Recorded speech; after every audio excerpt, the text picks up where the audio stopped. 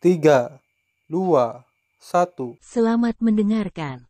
Oke guys, sebelum kita mulai ada baiknya dibantu like video ini dan apabila baru bergabung tekan tombol subscribe ya dan tekan tombol loncengnya, biar Mimin semangat ngupload videonya. Dengan pencapaian Qin Chen saat ini dan pencapaian susunannya, dia tidak akan terjebak oleh susunan kam kerja pada hari itu. Meskipun susunan kam Tiangong kuat, ia dapat melewati semua jenis keterampilan. Selain itu, ini sama sekali bukan markas Tiangong. Meskipun susunan yang diatur di bawahnya kuat, itu tidak dapat menghentikannya. Tidak mungkin Tianzun bertanggung jawab atas kam di area periferal, karena susunan di sini hanya untuk memblokir master tingkat atas paling banyak.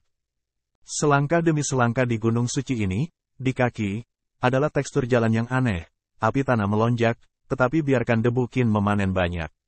Ada berdering, di kejauhan, ada serangkaian suara perkusi. Qin Chen melihat keluar dan menemukan lubang bawah tanah yang dalam, yang banyak ahli dalam menambang vena di sini. Siapa yang berani masuk ke area terlarang kam kerja Tian-Tian? Dalam teriakan, saya melihat seorang pria ditembak jatuh di depannya. Dia tampak sangat muda. Dia mengenakan pakaian yang kuat. Dia sangat tampan. Dia memiliki kekuatan pemuja. Sekilas Qin Chen merasa bahwa dia seharusnya hanya memiliki 10.000 tahun kultivasi. Tetapi nafasnya telah mencapai ranah rasa hormat manusia. Dia masih memiliki nafas api yang terus-menerus. Dia jelas adalah murid Tiangong, dan harus menjadi murid inti. Kalau tidak mungkin baginya untuk mencapai alam pemujaan dalam 10.000 tahun, dan dia bisa dianggap sebagai tokoh teratas. Apakah Anda pembuat karya hari ini? Kata Qin Chen sambil tersenyum. Aku adalah Feng Huizun, putra inti dari Tiangong. Angin kembali ke Yang Mulia dan berkata dengan angkuh. Kemudian matanya memelototi Qin Chen. Saya terlihat sangat tinggi, tetapi mata saya menunjukkan warna yang dingin dan ganas. Benar sekali, gerakan hati Qin Chen, karena adalah putra inti, juga dapat dianggap sebagai tokoh tingkat tinggi, yang pasti tahu 1000 salju tempat mereka. Kamu kam kerja hari.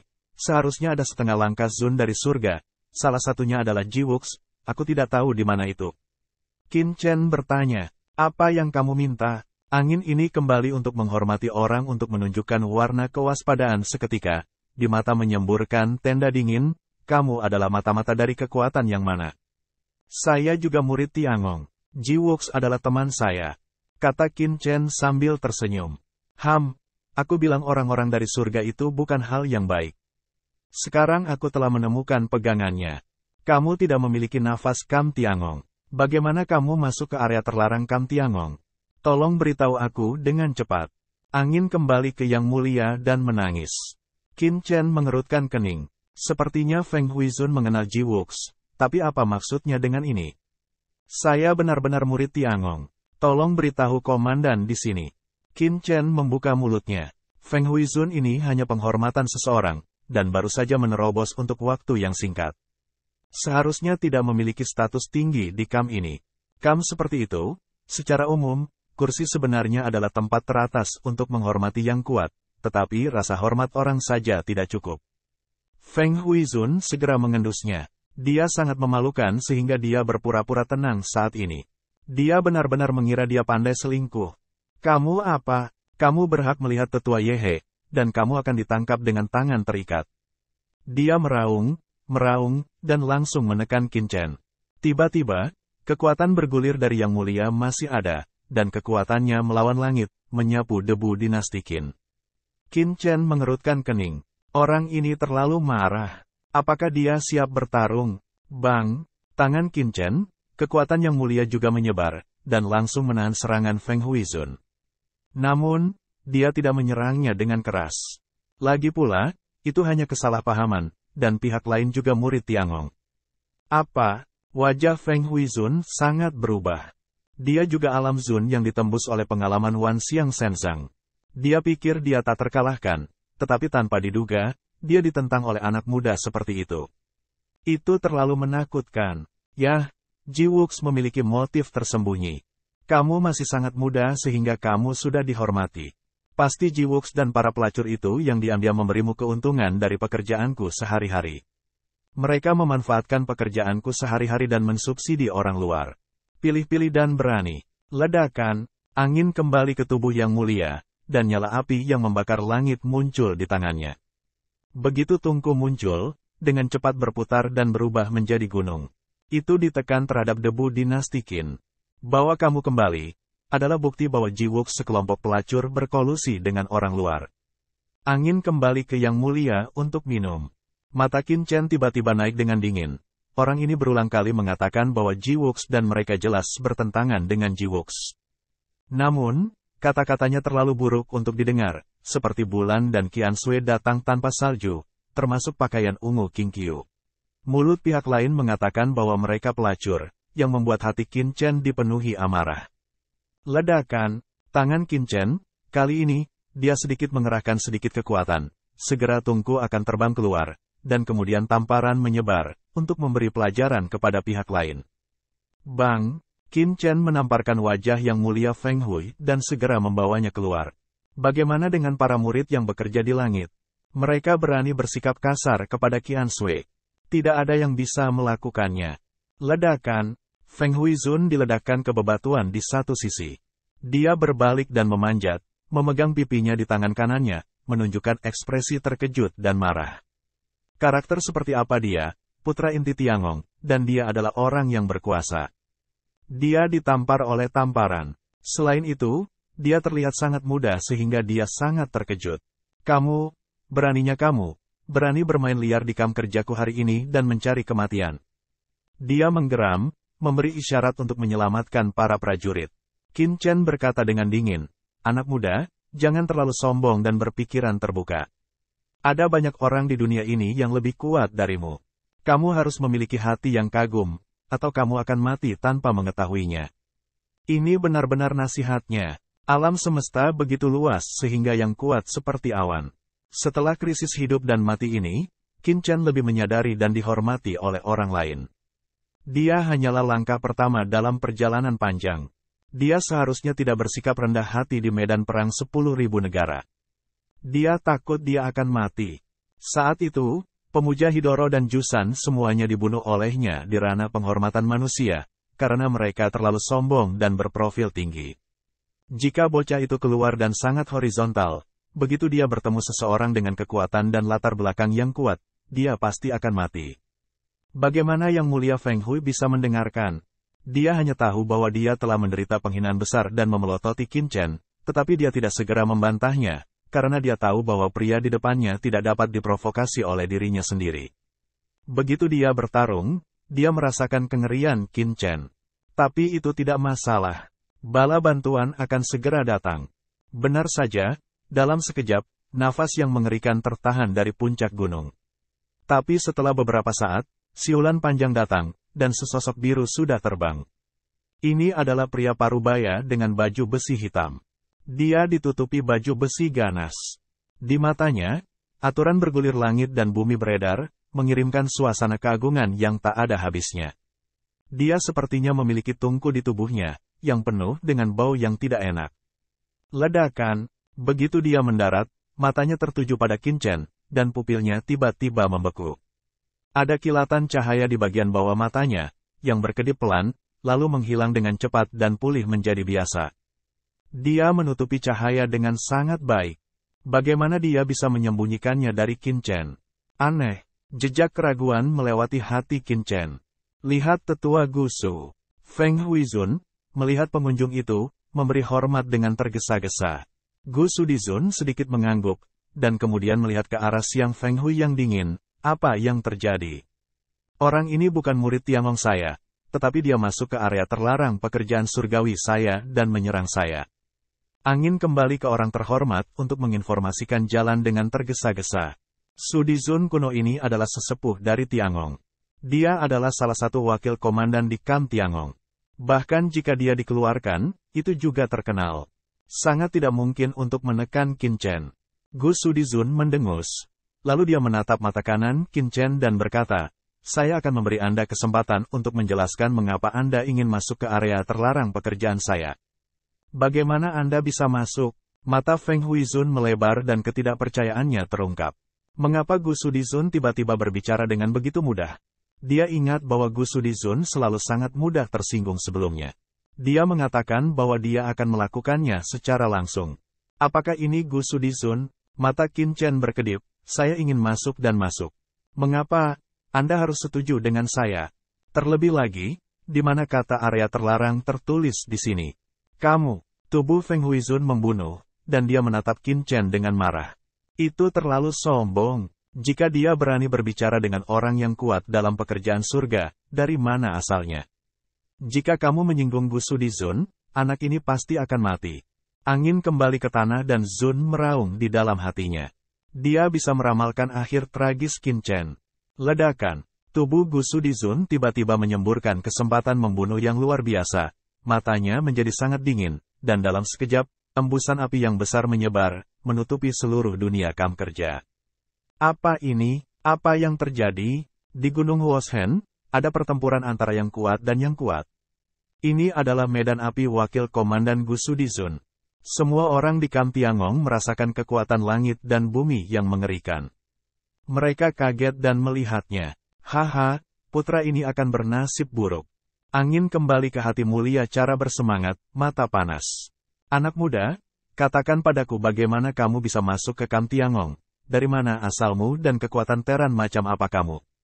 Kalau tidak, kamu tidak akan sopan. Gu Sudi menghormati jalan yang dingin. Apa? Mata Feng Huizun berkedip. Apa yang sedang terjadi?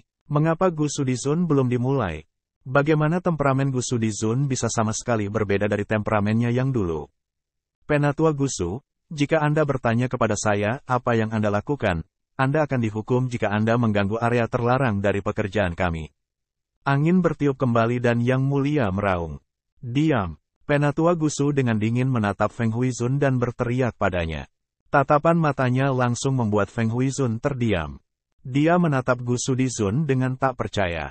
Gu Sudizun berasal dari sekolah mereka sendiri, dan dia bahkan memarahinya karena Qin Chen. Gu Sudizun menatap Qin Chen. Qin Chen tiba-tiba menunjukkan senyuman, kursi ini juga murid Tiangong. Di akhir pidato, sebuah tanda muncul di tangan Qin Chen, yang merupakan tanda dari putra pekerjaan surgawi. Gu Sudi tercengang dan mengerutkan kening. Nak Token, apakah kamu putra dari pekerjaan surgawi saya? Sebagai sesepuh pekerjaan surgawi, sepertinya saya belum pernah melihat Anda, baik di markas besar atau di kam medan perang Wansu. Ledakan. Melihat token karya surgawi Qin Chen Putra Sein, nyala api menakutkan yang dilepaskan oleh penatua Gu Su langsung menyatu dan memasuki tubuhnya. Qin Chen berkata, murid itu belum melapor ke markas kerja Tian, jadi wajar jika tetua Gu Su belum pernah melihatku. Tidak heran, penatua Gu Su mengangguk, napasnya tertahan, dan ekspresi wajahnya menjadi hangat. Melihat ini, Feng Huizun berkata dengan tergesa-gesa, penatua Gu Su, meskipun orang ini adalah murid Tiangong saya, tetapi dia tidak akan melapor ke kam di masa depan. Menurut kebenaran, orang ini seharusnya tidak memiliki tanda untuk memasuki kemah, tetapi dia dengan gegabah masuk ke area terlarang, yang pasti memiliki motif tersembunyi atau ada orang di kam yang berkolusi dengan saya, dan orang-orang itu mengambil sumber daya Tiangong dan menggunakannya untuk mengolah orang ini. Jika tidak, bagaimana dia bisa menerobos alam pemujaan ketika dia masih sangat muda? Bawahannya menyarankan agar diam. Gu Sudizun memarahi Feng Huizun lagi, dan berkata dengan suara dingin, karena orang ini adalah muridku, dia adalah milikku. Adapun intrusi yang tidak disengaja ke area terlarang, itu hanya masalah kecil. Saya percaya bahwa di bawah komando Zhenyan Zun, seharusnya dia bukan orang seperti itu. Di kedalaman mata Qin Chen, ada secercah esensi.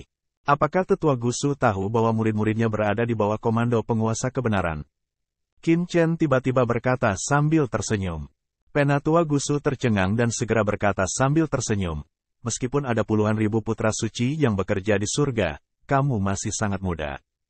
Hanya beberapa orang di bawah komando Zhenyan Zun yang tidak pernah mendaftar untuk bekerja di surga.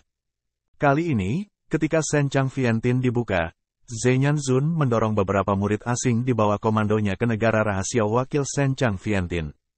Akibatnya, mereka semua menerobos alam Zun dan menarik perhatian manajemen senior Tian-Tian. Oleh karena itu, ketika Anda berbicara, saya tahu itu. Ayo pergi. Bagaimana kalau pergi bersamaku menemui Tetua Yehe?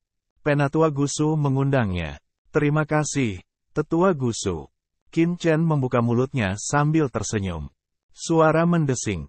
Tiba-tiba, di bawah kepemimpinan Tetua Gusu, Qin Chen dan Feng Huizun terbang menuju puncak area terlarang. Ketika mereka terbang menjauh, Qin Chen menyapu urat mineral tidak jauh dari matanya, seolah ingin melihat sesuatu, dan matanya menunjukkan sedikit keterkejutan. Penatua Gusu, siapa penambang di jalur ini? Qin Chen ragu. Haha, semua penambang ini adalah budak Tiangong yang menaklukkan 10.000 suku di medan perang. Mereka semua dipenjara oleh Wanzu, dan mereka secara khusus ditempatkan di kamp Tiangong kami untuk ditambang. Anda mungkin tidak tahu bahwa urat tambang ini penting tanah harta karun aliansi Teran. Saat ini, sebagian besar senjata di aliansi Teran diangkut keluar oleh pembuluh darah di medan perang 10.000 suku. Ini adalah tempat yang strategis. Tapi selain beberapa budak, ada juga beberapa orang aliansi perbaikan longgar yang bisa melamar untuk datang menambang urat biji, tapi mereka lebih bebas. Tetua Gusu berkata sambil tersenyum. Qin Chen mengangguk. Penatua Gusu memperkenalkan dan jatuh dengan debu Qin di puncak gunung. Berdering, padahal, seluruh puncak gunung merupakan tanah suci untuk pemurnian senjata. Penyuling senjata bekerja selama berhari-hari yang tak terhitung jumlahnya di sini untuk menempa senjata, yang terus-menerus diangkut ke medan perang dari 10.000 suku dan diserahkan ke berbagai kekuatan aliansi Teran. Tentu saja, itu tidak gratis. Setiap faksi yang ingin mendapatkan senjata ini perlu mengeluarkan uang untuk membelinya. Namun, tidak peduli kekuatan lain dari Teran atau ras aliansi Teran lainnya seperti klan iblis tidak pandai menempa senjata. Selama mereka bisa mendapatkan senjata yang ada hari kerja, mereka akan sangat bahagia. Senjata Tiangong sangat langka di medan perang 10.000 negara. Mereka sulit untuk ditemukan. Mereka milik bahan strategis. Beberapa prajurit suci top dan senjata terhormat bahkan akan dijual di pasar gelap untuk dilelang, yang luar biasa. Beberapa orang jatuh di Gunung Huoshen. Beberapa penyuling senjata melihat sesepuh Gusu dan memberi hormat satu demi satu.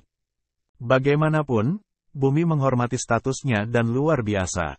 Bahwa di sini benar-benar berbeda. Melihat sekeliling, Qin Chen tidak bisa melihat melalui beberapa tempat. Dia benar-benar terkejut. Dia layak atas pembangunan Tiangong yang megah, tanah suci pemurnian senjata, dan sebuah kamp. Semua penyuling senjata di sini berada di atas Holy Lord. Master teratas adalah level terlemah untuk memasuki medan pertempuran dari 10.000 suku. Jika mereka tidak mencapai level Lord, mereka tidak akan bisa memasuki medan perang dari 10.000 suku. Namun, sebagian besar penyuling senjata di level Lord hanya melakukan beberapa pencucian urat biji. Pemurni yang sebenarnya adalah pemurni master tingkat atas atau yang terhormat. Harta karun Zunze apapun yang digali dapat menarik perhatian. Apakah mereka di kamp sekarang? Qin Chen menutup matanya untuk menghitung, tetapi tidak menghitung nafas mereka. Maksudmu Jiruyu, Jiwux dan kamu Qiansui Elder Gusu berkata sambil tersenyum, mereka tidak ada di sini. Kali ini, mereka mendapatkan hasil yang luar biasa. Tampaknya mereka dibawa kembali ke markas Tiangong untuk pelatihan. Gusu adalah orang tua. Pada pertengahan bulan, jadi mereka tidak melakukannya. Meskipun Qin Chen sudah siap, dia sedikit kecewa. Namun, penguasa kebenaran dan murid-muridnya ada di sini. Tetua Gusu berkata sambil tersenyum. Zhenyan Zun dan murid-muridnya. Qin Chen tiba-tiba mengerti bahwa dia harus menjadi penguasa Yao Guang. Selama percakapan, Tetua Gusu telah membawa Qin Chen ke sebuah istana di puncak gunung. Melangkah ke istana, Qin Chen melihat sosok megah duduk di atas aula. Pria itu mengeluarkan nafas yang mengerikan, dan matanya terbuka dan tertutup seperti matahari dan bulan. Penatua Yehe. Penatua Gusu bergegas maju untuk memberi hormat. Qin Chen segera menyadari bahwa orang ini seharusnya Yehe yang lebih tua, komandan Tiangong di kamp ini. Penatua Yehe adalah orang yang kuat di puncak. Untuk mantan Qin Chen, itu adalah dewa seperti keberadaan. Tapi untuk Qin Chen saat ini, itu bukan apa-apa. Qin Chen bertemu Tetua Yehe. Tangan Qin Chen melengkung. Qin Chen, suara mendesing. Saat ini, sesosok tubuh dengan cepat terbang dari luar aula. Dia benar-benar penguasa kebenaran. Di belakangnya, dia adalah penguasa kemuliaan. Itu kamu. Ketika Zhenyan Zun melihat Qin Chen, wajahnya bersemangat, tetapi segera, cahaya luar biasa keluar dari matanya. Apakah kamu telah menembus Yang Mulia? Orang yang mengatakan kebenaran menyebalkan. Tuan Yao Guang juga tampak terkejut. Guru suci Yao Guang hari ini, dengan napas berputar-putar, telah melangkah ke alam setengah langkah terhormat, tetapi masih ada jarak dari yang terhormat. Namun, Zhenyan Zun masih merupakan puncak rasa hormat manusia, tetapi nafasnya lebih intens, tetapi masih ada jarak dari alam di Zun. Di Zun tidak mudah ditembus untuk master top seperti Zhenyan Zun. Tapi yang mengejutkan mereka adalah Qin Chen. Yang Mulia Zhenyan menyipitkan mata ke arah Qin Chen. Nafas Qin Chen begitu kuat, bahkan dia merasakan rasa kagum yang kuat. Dia terkejut. Petualangan macam apa yang didapat Qin Chen? Pada awalnya, di rumah Guanghan, Qin Chen hanya setengah langkah terhormat. Dia menyarankan agar Qin Chen dan yang lainnya datang ke medan perang 10.000 negara. Saya tidak bisa membayangkan berapa lama itu telah berlalu. Nafas Qin Chen jauh lebih mengerikan darinya, yang membuatnya takut. Dia layak mendapat perhatian Tianzun. Koleksi Dewa Vientian. Yang Mulia Zhenyan menyadari bahwa terobosan seperti Qin Chen tidak mungkin terjadi tanpa sebuah petualangan, dan petualangan biasa tidak dapat membuat terobosan sebesar itu. Hanya kolam ajaib dari semua hal. Zhenyan Zun tidak bisa menahan senyum. Qin Chen benar-benar punya cara. Awalnya, dia tidak mau bertindak dengan kubu Tiangong. Zhenyan Zun juga khawatir Qin Chen tidak akan memiliki sumber daya yang cukup atau akan menghadapi bahaya. Sekarang sepertinya dia berpikir terlalu naif. Qin Chen tidak hanya berpetualang, menerobos alam Zun, tetapi juga sangat mungkin memasuki Pantheon. Namun, jumlah tempat di Senchang Vientian cukup langka. Mereka memiliki banyak murid dan ahli. Bahkan dalam kapasitasnya, mereka hanya bisa membiarkan Jiwux memasuki tempat rahasia. Tanpa diduga, Qin Chen mendapatkan modal untuk memasuki Senchang Vientian sendiri. Kurangi debu. Tuan Yao Guang juga maju, bersemangat. Yang Mulia, kata Qin Chen sambil tersenyum. Pada saat itu, di rumah besar Guanghan, Yao Guang adalah menteri pekerjaan surgawi dan menaunginya selama beberapa waktu. Kurangi debu. Jangan panggil aku menteri. Aku takut. Di depan Qin Chen, dia tidak berani menjadi dewasa, dan dia juga anggota Pavilion Candi. Apakah kamu Qin Chen? Pada saat yang sama, dia tidak melihat debu Qin dari matanya. Anak laki-laki di depanku adalah sekte. Dia juga tahu bahwa Tianzun sangat memperhatikan bocah ini. Pada awalnya, dia membuat gangguan besar di surga. Hari ini, dia melihatnya, dan itu luar biasa. Saya khawatir itu akan naik. Penatua Yehe memandang Master Zhenyan. Dia salah satunya. Bekerja di surga hanya dapat dianggap sebagai hal biasa, tanpa perlindungan dari master tingkat Tianzun. Namun, kali ini, Zhenyan Zun merekomendasikan beberapa talenta top untuk memasuki medan pertempuran Wanzhou, yang telah menarik perhatian banyak orang. Kantor pusat, jika bisa tumbuh, itu akan menjadi luar biasa. Sebagai komandan Kam Tiangong, Tetua Yehe sibuk dengan urusannya, jadi dia tidak bisa menemani Qin Chen sepanjang waktu. Setelah kedua belah pihak bertukar sapa, dia diterima oleh Zhenyan Zun. Namun, Tetua Gusu juga sangat antusias dengannya, dan mengundang Qin Chen untuk duduk di tempatnya, membuat Feng Hui Zun merasa tertekan. Kembali ke tempat Zhenyan beribadah, Qin Chen mulai bertanya pada Qian Sui tentang berita mereka.